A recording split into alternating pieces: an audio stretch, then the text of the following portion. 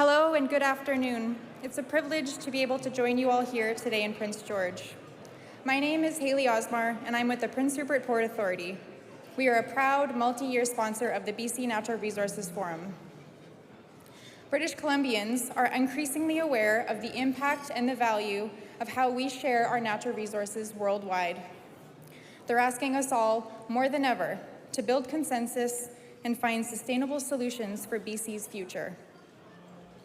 We are aiming to do our part at the Port of Prince Rupert with over $3 billion worth of new infrastructure investment, work that has been years in the making. The results will start to show this summer with CanExport, a new transloading facility that will support Canada's goods and natural resources through the containerization of forestry, agriculture, resin products, and more for overseas shipping. It's that very question of what sustainable growth and development could look like that's brought us all together in Prince George. The people in this room are leading the conversation that will shape BC and Canada's future. When that conversation turns to the movement of energy, that's often when it gets most complex. That's why we're so fortunate to have someone with over 30 years of experience in that field as our keynote speaker today. Please join me in welcoming Michael Davies, President and Chief Operating Officer for Trans Mountain. We are a part of something big, something connected. It involves every one of us working together throughout our operations, in our communities, and across this great land we proudly call home. It involves contributing our expertise to a larger purpose, working together to elevate our nation as a whole. It involves the connections that bind us to each other, to a stronger economy and more opportunities, today and tomorrow. For generations, Trans Mountain has been a part of connecting oil from Alberta to international markets. And now, as our operations grow and our people thrive, we're evolving to reflect our ever-deepening purpose, connecting all of us to all we can be. Because this is what we do. We are connectors.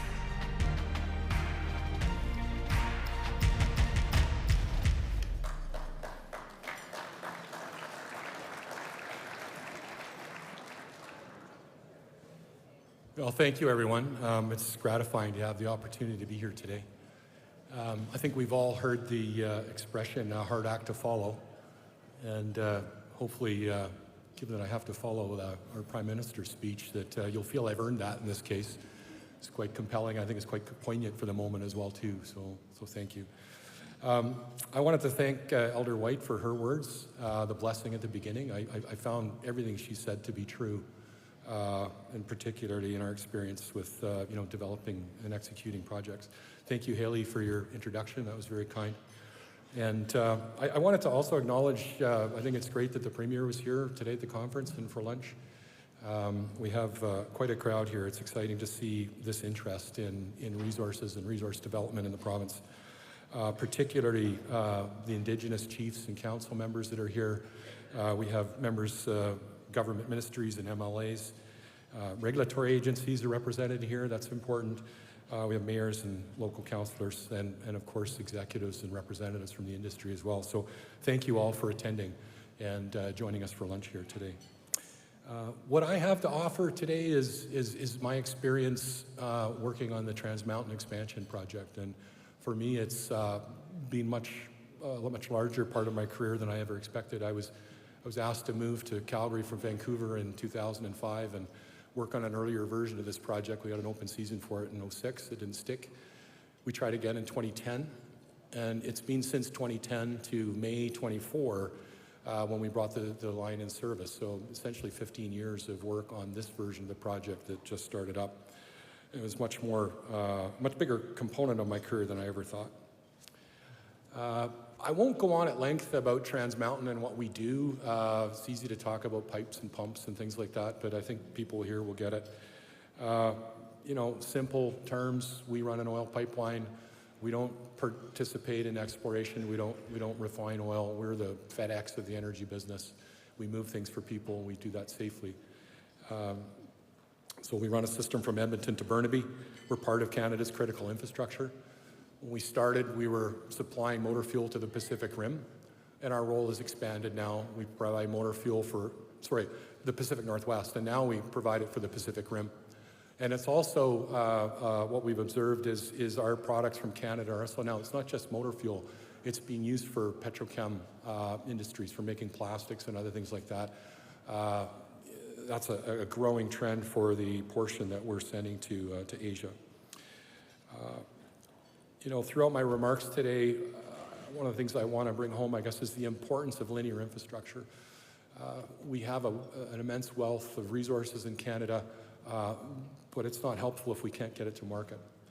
And so linear infrastructure like our pipeline brings great economic benefits. It's the foundation of civil society is cheap and reliable energy. Everything in this room was made possible by cheap and reliable energy. And you need linear infrastructure to get that. And in a nutshell, I see our role at Trans Mountain as ensuring that those significant economic benefits are delivered without any of the potential harm that can come from pipelines or tankers. And that's the job that we take very seriously. I have, for the last 20 years, been giving tours to talk about our project, to talk about our system. Inevitably, we're bringing people to our Westridge dock in Vancouver Harbor. And it's always very poignant for me is that our marine terminal is bisected by the CP rail line. And for those of you that are sort of history buffs in Canada, it was CP Rail that really, created the foundation of Canada. And particularly listening to the Prime Minister's speech today, this 51st state problem is not a new thing. The CP railway line that crosses through our nation-building project was built, and the route was chosen, the southern route was chosen, in order to create east-west trade for Canada, not north-south, and or at least to attenuate the fear back at the time of Confederation that we would be absorbed by the United States. So, all the more poignant that we are here today talking about the same thing, and it's not a new problem. Canada has all the makings of an energy superpower. We have the 4th largest reserves of oil in the world.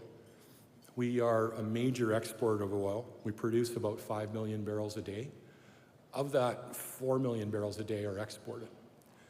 The reason that Trans Mountain expansion was built and that journey of 15 to 20 years that it took to do it was embarked upon is because we as Canadians don't have any meaningful capacity to trade with any other partner.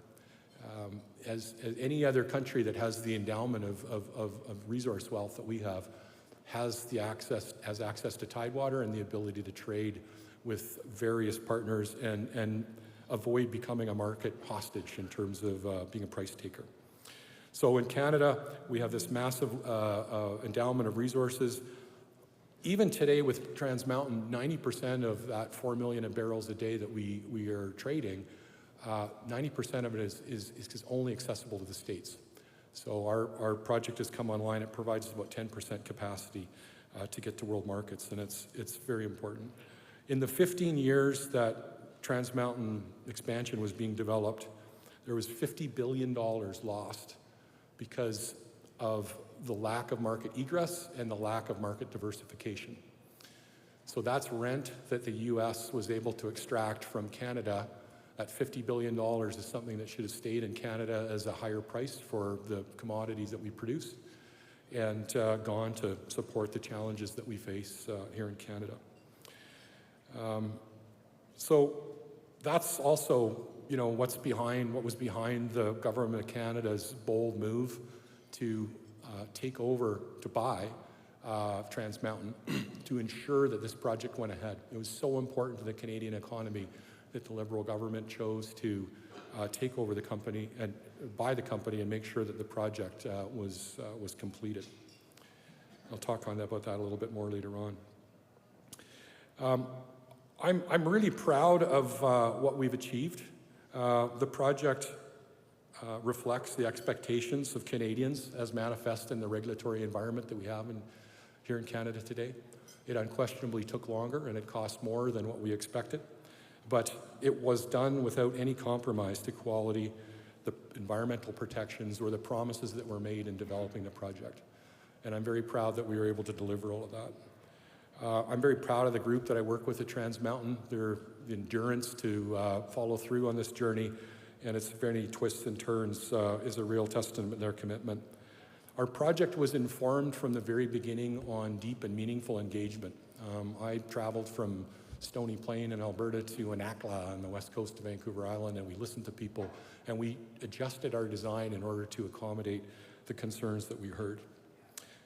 I'm very proud of the construction, the quality of the construction, and the feats of construction that were achieved in bringing the project to completion. One of the tenets of our project was around Indigenous economic reconciliation and ensuring that we had meaningful content for the Indigenous communities that were affected by it. And through that, we had 69 MBAs with 81 communities. We had over $6 billion in content of the project, and that went to over 1,000 Indigenous businesses that were involved in executing the project. And we had about 11% employment of Indigenous workers on the project as well, too. And that's all what's behind the great quality of construction that we achieved. We also ran the largest archaeology program, probably in Canadian history. I don't have the stats to back that up, but I'd need to be convinced otherwise. The environmental protections on the project were second to none. There's an hour-long presentation on every one of these things. And one of the other things that we achieved was a significant improvement in the marine safety regime with a significant investment in the marine spill response regime, $200 million in new bases and new vessels and a much, much larger organization. And that benefits all of the marine traffic that calls into Canada's largest port. In the first year of operation for Trans Mountain, that differential that I mentioned, that rent that was being extracted from the states, that was reduced by $13 billion. So in the first year of operation, $13 billion stayed in Canada. $5 billion of that went to royalties and taxes to support government in Canada to provide the services that we all need. We had a measurable impact on the Canadian GDP of 0.25% in the first year. And one of the things I want to point out is that it's often characterized that the federal government's move to take over the project to make sure that it got executed was somehow a subsidy to the oil and gas business, and it's not true. What the federal government did was they lent their balance sheet to make sure that a project could be executed where private capital couldn't do it. They couldn't do it because of the political risk. We were in an environment with uncertainty between federal and provincial governments, and at the time, Kinder Morgan, who had started the project, said, you know, it's not on our shareholders to solve these issues. So over to you, Canada. And so the project is not a subsidy. And in this first year proof of that, in our first year of operations, we've returned $1.7 billion in distributions back to Canada. So that's distributions, debt, and service fees to the Government of Canada. And that will continue to grow as the project continues underway. It was May in 2024, I was in Burnaby after this 15-year journey for first oil to arrive. And it was a very gratifying day. It was a point-in day for me and in my career. And I remember at the time thinking, wow, like, what's next? Because, you know, surely we're not going to have to do this again right away. And, you know, it was probably later that week that the phone started to ring and people were interested in how can we do more? When can we get some more capacity out of this? Our shippers, our shareholder, and others. And so, you know, it's been very gratifying that the realization of the benefit of this project and the importance of it to Canada, the access to world markets that it provides, came so quickly. And it's made all the more poignant in this geopolitical situation that we're living in. Canada has to reshape its trade patterns. The benefits are substantial, and the basin will be constrained again by somewhere between 27 and 2029. What Trans Mountain is doing about that is that we are working to optimize the line that we just built, so we can get another 300,000 barrels of capacity out of the line that we just built for about $3 billion. That will come online in about 2029. At the same time, the basin will be filling up. But that's going to be it. The oil pipeline infrastructure of the West Coast will be built out at that time. That project involves adding about 25 pump stations along the system and the use in the near term here of a product called drag reducing agent, which reduces friction and helps increase the capacity of the existing system. So in reflection, I guess, what do we have here in Canada? We have an endowment of a wealth of resources. We face many challenges in our country, including healthcare, energy transition, economic reconciliation, and now we're also considering that we need to rebuild our military. And we need to create wealth in the country in order to do that. In order to create that wealth, we need linear infrastructure. You can't just look at stuff in the ground, it has to make its way to market. So Canada has the resources, we have the expertise, we have the experience, we can do all this. In order to get the linear infrastructure that we need certainty, and we need better regulatory process. Capital seeks out certainty. Our regulatory process today doesn't really support that. The other thing that we need, and I'll speak to the operators and the industrial partners that are here today, we need to conduct ourselves in a responsible way. We need to not rely on the regulators for doing the right thing. If we're going to ask for regulatory reform, we need to demonstrate that we are responsible operators and we don't need as much. And so that's an important thing we all need to take away. In terms of Indigenous reconciliation, it's the challenge of our generation.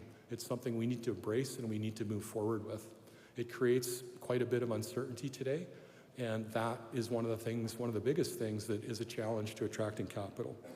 And in the regulatory sphere, we have complicated regulation. We have too many layers of regulation.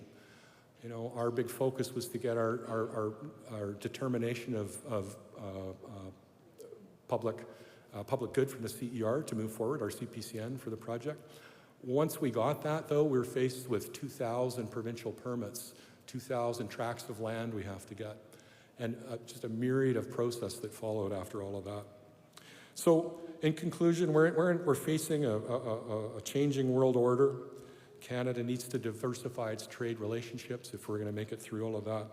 And things aren't going to change unless we do something different. So we need to play to our strengths. We need to create certainty. We need to streamline our approval processes. And I think the promise of Canada can be a resource trading nation with strong environmental standards and Indigenous participation. And that's what I hope we'll achieve as we go forward. So those are the end of my remarks, and I'm excited to do this together with Laura here today. So I look forward to any questions you might have. Thank you very much.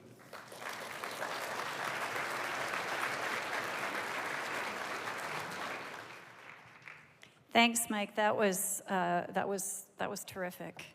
And I want to maybe connect some dots between some of what you're talking about and what we heard last night from the Premier. So last night, the Premier talked about the importance of resource projects to creating the wealth that we need to pay for things like healthcare and education. And I think everyone in this room understands that very well. And he so he said that early in the presentation, and at the very end of his presentation, he expressed gratitude to those in the room for leaning in and for their commitment, for their perseverance. I don't think he used this word, but I'll use this word for his passion, for the passion in the room. And so you've been in this industry for 3 decades, specifically on energy infrastructure. Why? Why pipelines? What got you leaning in, and what kept you in? What are you passionate about? Well, thank you, Laura. That's a great question, and I sort of touched it on my remarks. I was attracted to this industry, and I still am, because of its fundamental nature. As I said, everything in this room was made possible by cheap and reliable energy, and providing that service to society, I think, is very important. You know, we wouldn't have much without that. Through this journey as well, too, particularly with Trans Mountain, you know, I've seen my role and our role as the company, not so much as a promoter, but I think it's important to come to the table and raise the level of the debate. So one of the great things about Canada is that we do have a good regulatory process, and we're thoughtful and careful about how we do things. I think there's opportunities to be more efficient in that, but it is one of the good things about Canada. And so I've always seen our role in terms of bringing the information to have a full debate on the issues, and there's a process to decide whether we want more of this or more of that. Canada needs to decide whether it wants to be an energy superpower. We have all the makings for it, but for a few things. Well, let me pick up a little bit on some of that theme.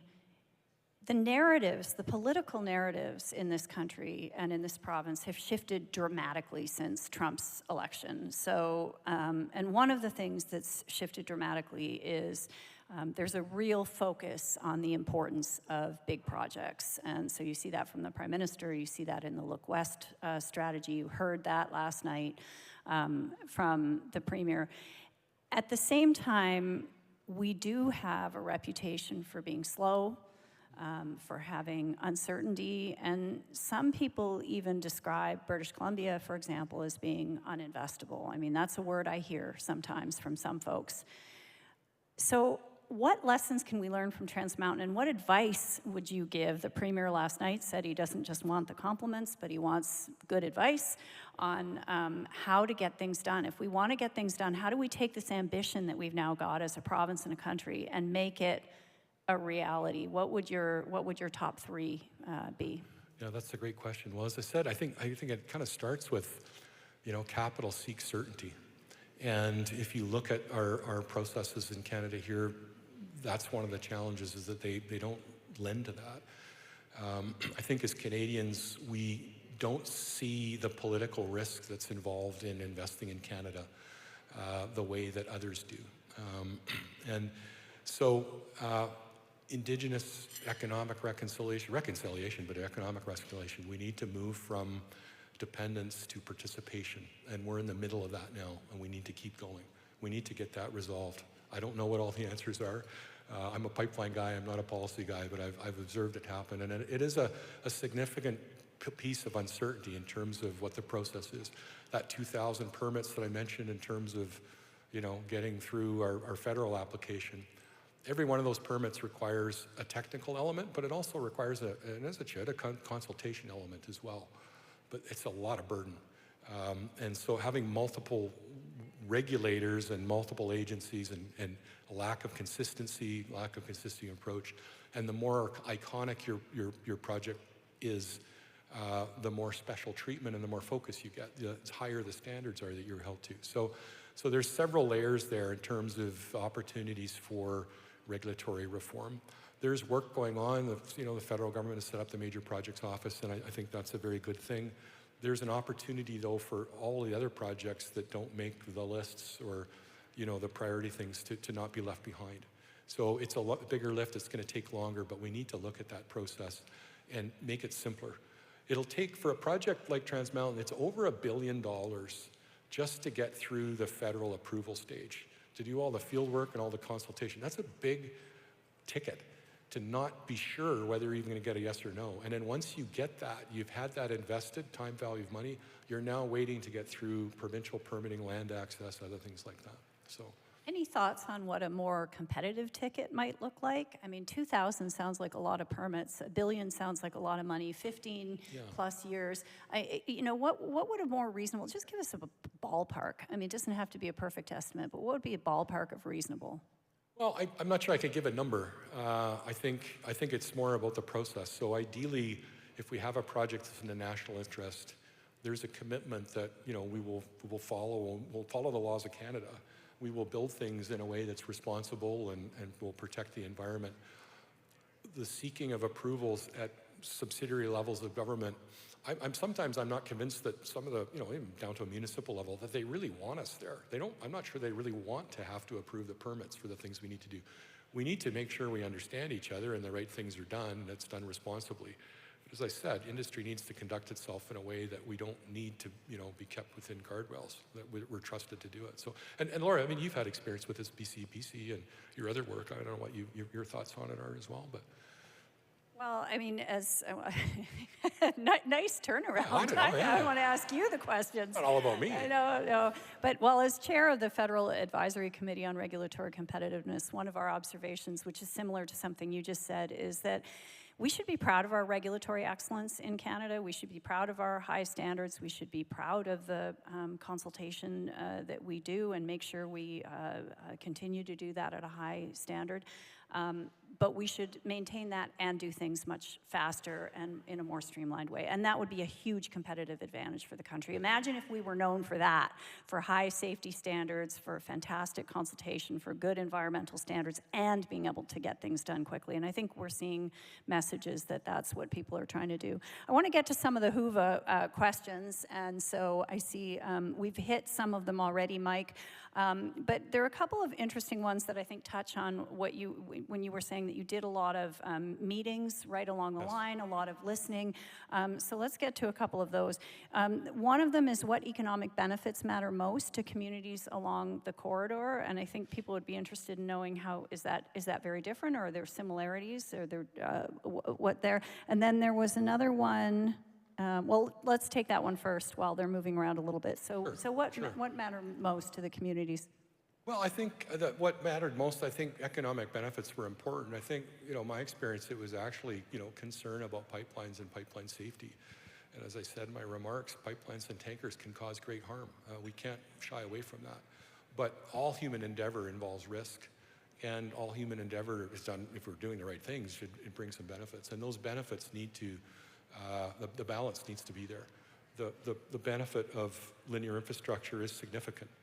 And so most communities were concerned about the safety of the pipeline, mitigation, emergency response, those sorts of things. And those are among the many promises that we made that I feel we've kept: environmental protection, those sorts of things. So, economic concerns, absolutely, jobs, how can I participate, those sorts of things. And the experience is as you move from east to west, the balance changed.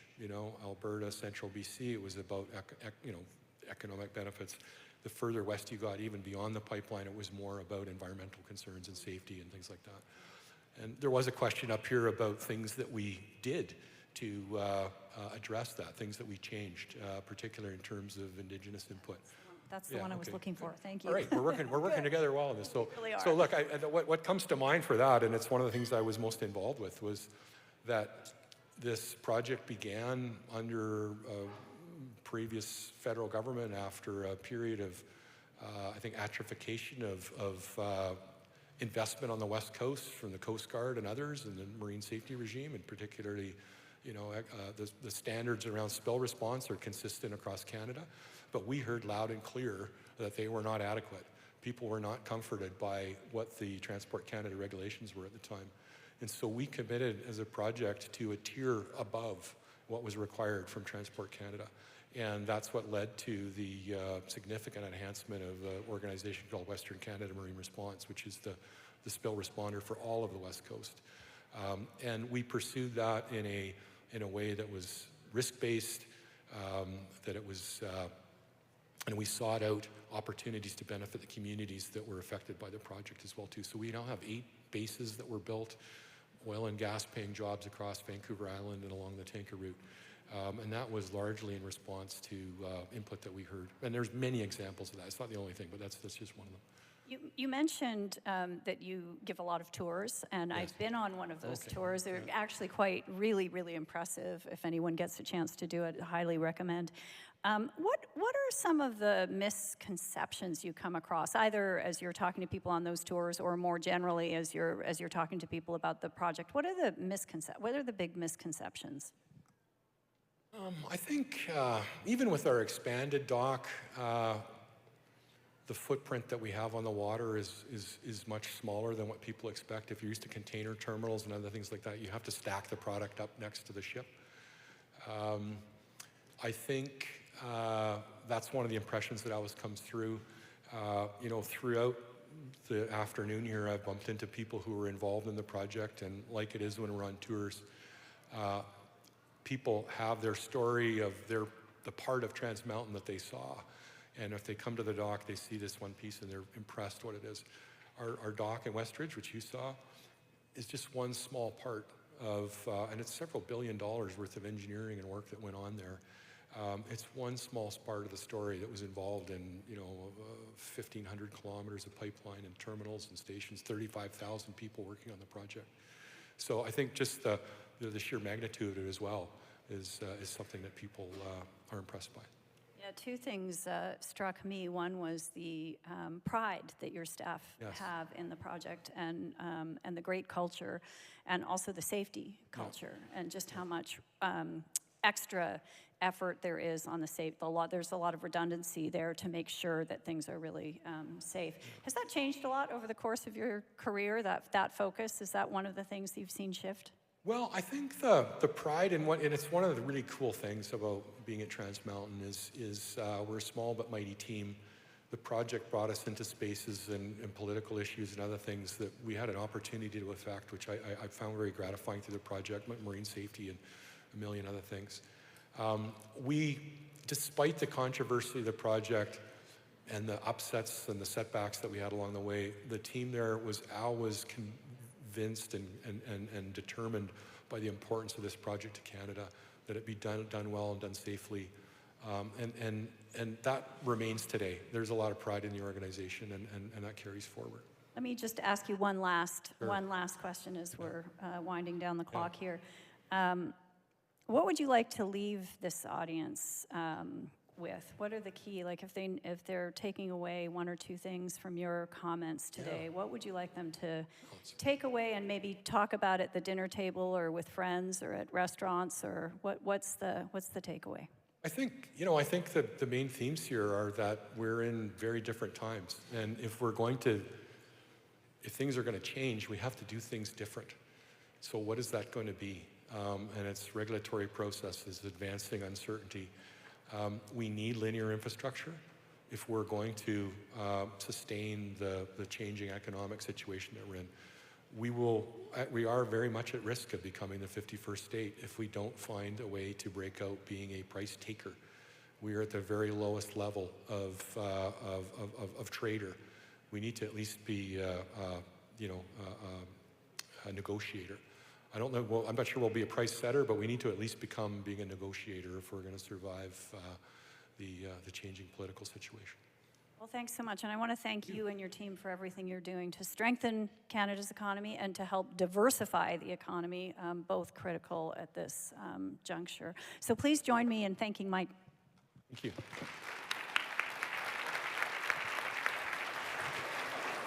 Thank you so much. I'd now like to invite Kevin O'Donnell, Executive Director from Pipeline Contractors Association of Canada, one of our generous platinum sponsors, to the stage to thank our keynote speakers.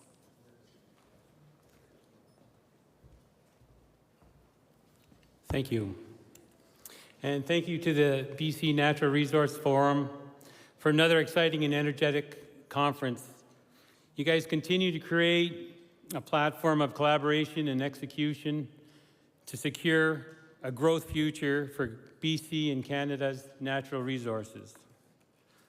I'd also like to take a moment to thank Michael for his words, deep insights, and measured optimism today. Thank you, Michael.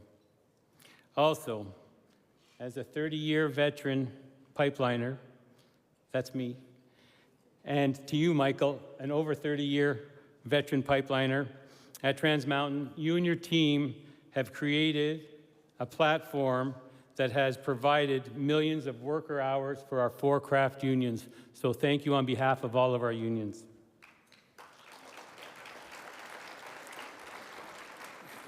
It's important to note that since 1954, our association has built 70% of Canada's vast pipeline network. And it is the PLCAC and the CPAC's intention to be a big part of the next 10 years and growth of the pipeline infrastructure. So thank you, Michael.